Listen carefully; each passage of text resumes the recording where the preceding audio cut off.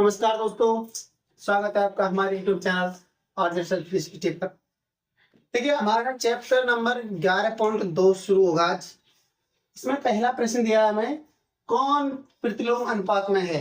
कुछ बिंदु दिए और इनसे पूछा गया है कि कौन प्रतिलोम अनुपात में है। पहला पढ़ते हैं। देखिए, किसी कार्य पर लगे व्यक्तियों की संख्या उस कार्य को पूरा करने में लगा समय। देखो भाई, ये प्रतिलोम अनुपात मैंने आपको बताया था। प्रतिलोम अनुपात होता है, एक चीज बढ़ती है तो दूसरी कम हो जाती है। ये प्रतिलोम बताया था मैंने। एक काम हो रहा है, ठीक है, एक काम है, उसको एक काम और समय, मान लो कोई घर बनाना है, उस कार्य को बता रहा हूँ। घर बनाने में 5 वो कारीगर लगे हैं तो घर 50 दिन में बन जाता है। अगर कारीगर में 10 लगाऊं तो समय ज्यादा लगेगा कम लगेगा? कम। मतलब एक चीज बढ़ाऊंगा दूसरी कम हो जाएगी। तो ये प्रतिलोम अनुपात में है कि नहीं है? तो पहला हमारा प्रतिलोम अनुपात में है। पहले का क्या है? प्रतिलोम। पूरा प्रश्न लिखना पड़ेगा। निम्न में से कौन प्रतिलोम अनुपात में है? लिख लो भाई। पहला है प्रतिलोम अनुपात में। प्रतिलोम अनुपात साथ साथ लिखना, अनुपात में है। अनुपात में मतलब ये कह रहा है, अगर व्यक्ति इनकी संख्या बढ़ाएंगे तो समय कम लगेगा, ठीक है, और संख्या घटा देंगे तो समय ज्यादा लगेगा। फर्क पड़ेगा ना। दूसरा कह रहा है, एक समान चाल से किसी यात्रा में लिया गया समय और दूरी एक समान चाल से, मतलब चाल बराबर है। तो देखो, कोई 60 की स्पीड से जा रही है, एक मोटरसाइकिल 60 की थी, दूसरी जा रही है 60 की, मतलब एक स्पीड से जाएंगे तो समय बढ़ेगा और ना ही घटेगा, कोई फर्क नहीं पड़ेगा। तो ये प्रतिलोम अनुपात में दूसरा नहीं है। मतलब वो कह रहा समान चाल से, चाल तो बराबर है, समय उसी हिसाब से लगेगा, घटेगा बढ़ेगा। प्रतिलोम अनुपात में नहीं, प्रतिलोम अनुपात में नहीं है। तीसरा क्या कह रहा है हमसे?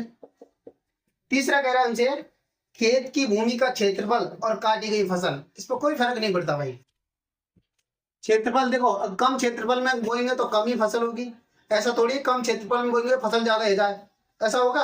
एक ही बीघे में फसल बोएंगे तो 5 बीघे के बराबर होगी, ऐसा होगा कि 5 बीघे में बोएंगे तो 1 बीघे के बराबर होगी, 5 में बोएंगे तो 5 के बराबर होगी, 2 में बोएंगे तो 2 के बराबर होगी। तो समान अनुपात वाला है, प्रतिलोम वाला नहीं है। प्रतिलोम अनुपात में नहीं। प्रतिलोम अनुपात में उल्टा होता है भाई। पहला ने तो हुआ है क्या ऐसा? कहते हैं कि वो 2 बीघे में गेहूं बोए होंगे, 5 बीघे के बराबर गेहूं है हुआ? नहीं हुआ। 2 में बोएंगे तो 2 के बराबर होगा, समान अनुपात का है। हाँ, तेरे में वो 14 सुनो। 14 का, एक निश्चित यात्रा में लिया गया समय और वाहन की चाल। समय और चाल, अब इसने अलग कर, पहले नियत चाल बोल रहा था, चाल फिक्स करती। अब क्या मैं कह रहा है भाई, चाल और समय अलग अलग हो सकता है। एक निश्चित यात्रा में कोई फिक्स दूरी है, जाते भारत पर, समझना बात को। अगर मैं 50 की स्पीड से जाता हूं तो मुझे 2 घंटे लगते हैं, मान लो।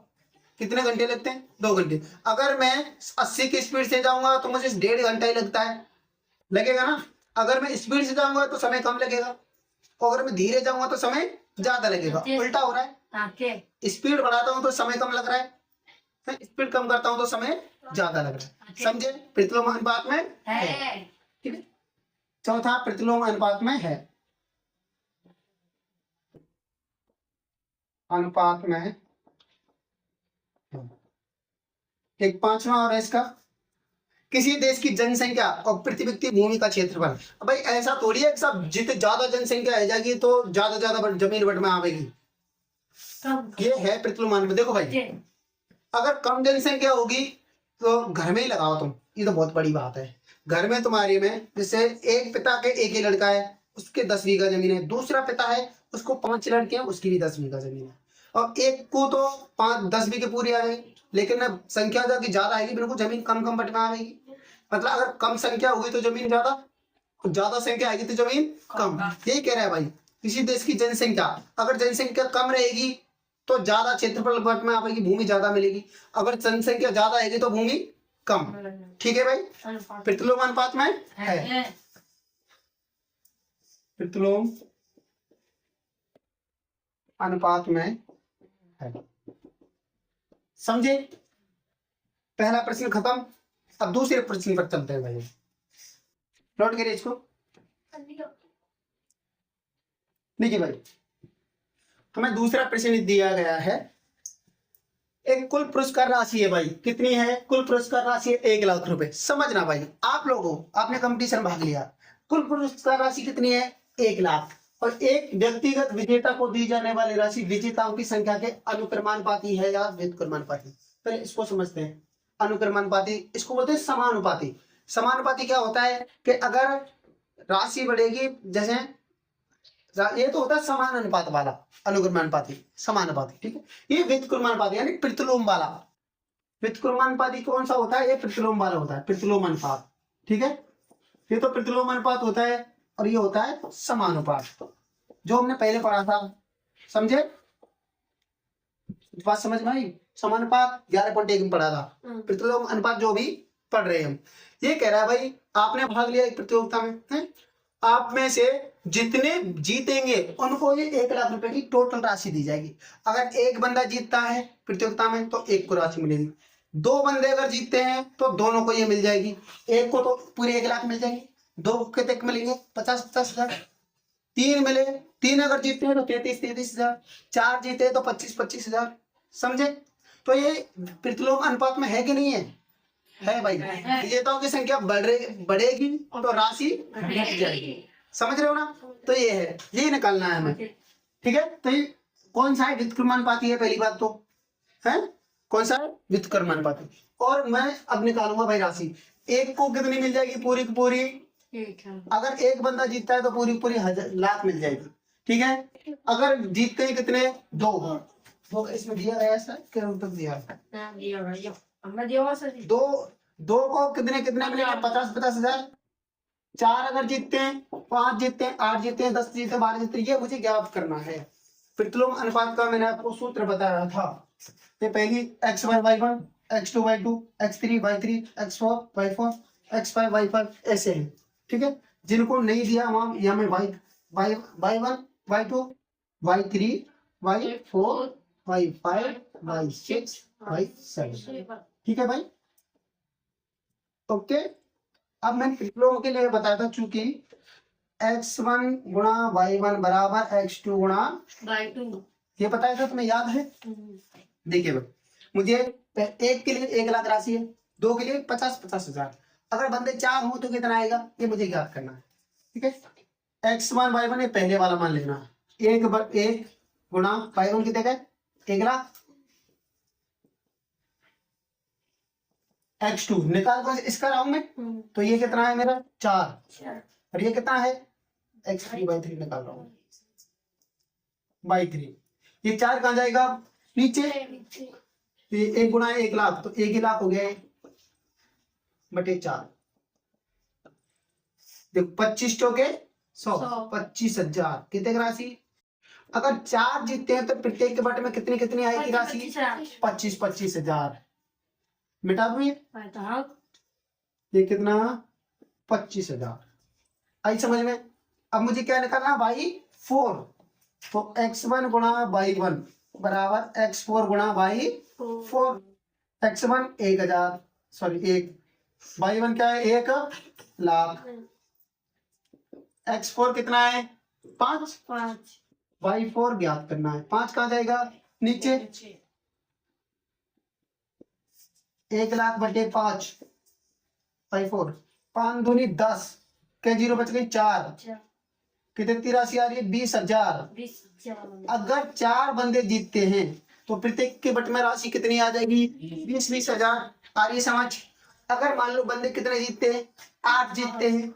अब ये देखता हूं, क्योंकि x1 गुणा y1 बराबर x5 गुणा y5, 1 गुणा 1 लाख, x5 कितना है? 8। y5 याद करना है मुझे, 8 कहां जाएगा?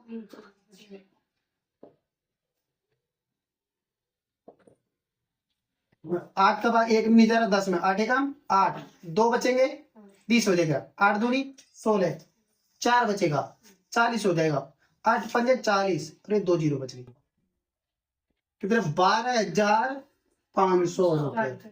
मतलब अगर बंदे 8 जीतते हैं तो हर बंदे को कितना मिलेगा? 12,500 रुपए। अगर कितने जीतते हैं? 10, 10 के लिए तो 10,000 मिल जाएगा। ठीक है, x1 y1 बराबर x6 और y6, 1 गुणा 1,00,000, 10 गुणा y6, 10 कहाँ जाएगा नीचे, नीचे भेजते हुए अपने एक ही काट सकते, 0 से 0 खत्म, कितना बचेगा ये 10,000 y6। ठीक है, कोई दिक्कत ना। अब मुझे क्या निकालना है, अगर कै विजेता हुए 20 विजेता होंगे तो x1 y1 x7 y7, ये अगर इधर होगा 1 गुणा 1,00,000, 20 गुणा y7, 0 से 0 काट दो, 2 से काट दो, 2 पंजे 10, कितना आ जाएगा 50, 5,000, 5,000, क्योंकि 1 0 कट गई, एक यहाँ से कट गई, कितने हैं 5,000 y7। अगर विजेता हो गए 20 तो प्रत्येक बटन में कितने आवेगी 5,000 बटेगी। आए समझ में पूरे सवाल, छापिए। देखिए भाई, एक पहिया है, ठीक है, और पहिए एक गोल पहिया है, मतलब रेम है तुम्हारी साइकिल की, उसमें तान जैसे कुछ लगे, एक पहिया है जिसमें तीलियां लगी हुई है, तीलियां मतलब तान जैसे लगे होते हैं, है ना। अब देखो भाई, मुझे एक बात बताओ, कोई पहिया कैसा होता है वृत्ताकार, तो उसका पूरा कोण कितना होगा पहिए का संपूर्ण कोण कितना 360, क्योंकि गोल जो वृत्त होता है उसमें कितने डिग्री का कोण होता है 360, तो पहिए का संपूर्ण कोण कितना है, चूंकि पहिए का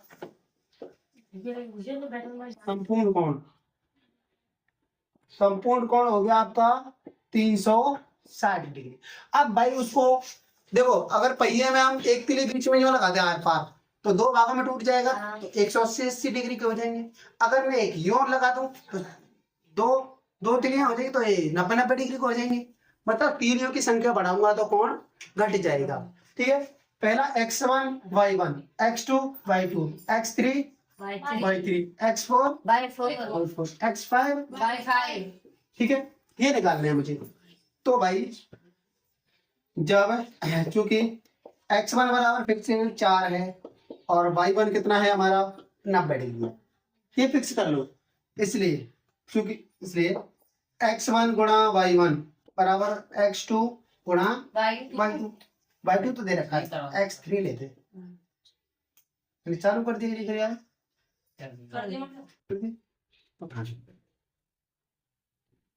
हाँ भाई, x1 कितना है मेरा 4, x2 कितना है 90, x3 कितना है मेरा, सॉरी x1 y1 x3 है 8, और मुझे क्या याद करना है y3, 8 कहाँ जाएगा नीचे, 4 इंटू 90/8, 4 दूनी 8, 2 से 90 कितनी बार कटेगा 2 चौकू 8, 1 बच गया, 10 हो गया, 2 5 10, कितना डिग्री कोण 45 डिग्री कोण। ये तुम समझ लेते हो कि नहीं समझते, मैं कैसे काट रहा हूँ, समझ दो, हाँ नहीं समझ में आता, अच्छा एक वीडियो बाद बता, ठीक है। दूसरा ये y3 निकाल लिया, अब y4 निकाल रहा हूँ, x1 y1 x4 y4, ठीक है, समझना ग्रेस। x1 कितना है मेरे पास 4, y1 कितना है 90, पहले x1 y1 हर बार ये लेने तुम्हें, x1 y1, x4 कितना है ये वाला निकालना है, x4 y4, ये 10 है, ये y4, ठीक है, 10 कहाँ जाएगा अब नीचे, और नीचे में ले जाते हैं 0 तो एक नहीं उड़ा दो, कितना बच गया 4 नाम 36 डिग्री, y4 कितना, एक नहीं काट दो, नीचे ले जा काट दो, कैसे भी काट दो, यहाँ से इसको काट सकते हैं, ठीक है। और देखिए और कौन सा बच गया, ये वाला x1 y1 x5 y5, x1 कितना है 4, y1 90, x5 12 और y5 12 कहाँ जाएगा नीचे। देखो हम यहाँ से सीधा काट सकते थे, तुम 12 से 90 सीधा नहीं कट रहा, इसलिए इसको नीचे ले जा रहे, आराम से काटेंगे, सीधा कट जाता हूँ छोड़ा देते अब तक, 4 गुणा 90/12 भाई, 4 तिया 12 और 3 तिया 9, 4 से काट दिया है ना, ये बचा मेरा कितना डिग्री, समझ में आया। अब छापो, और क्रिस तू इधर देख। हाँ भाई, देखिए ये तो हमने सारणी पूरी करनी थी, पूरी कर ली। अब हमसे कह रहा है क्या तीलियों की संख्या और तीलियों के बीच का कोण प्रतिलोम अनुपात में है? क्या ये प्रतिलोम में है? है। क्योंकि अगर ये संख्या बढ़ रही है तो कोण घट रहा है, ठीक है। पहले में आएगा हाँ, हाँ तीलियों की संख्या, तीलियों की संख्या और उनके बीच का कोण, और उनके बीच का कोण प्रतिलोम में है। प्रतिलोम समानुपात में है, समानुपात में है। हाँ भाई है, प्रतिलोम समानुपात है, ठीक है। दूसरा कह रहा है 15 तीलियों वाले एक पहिए के तीलियों के बीच का कोण, तीली कितनी है? 15। 15 तीलियों वाले, 15 तीलियों वाले पहिए, 15 तीलियों के बीच का कोण, नहीं इसमें 15 तीलियों में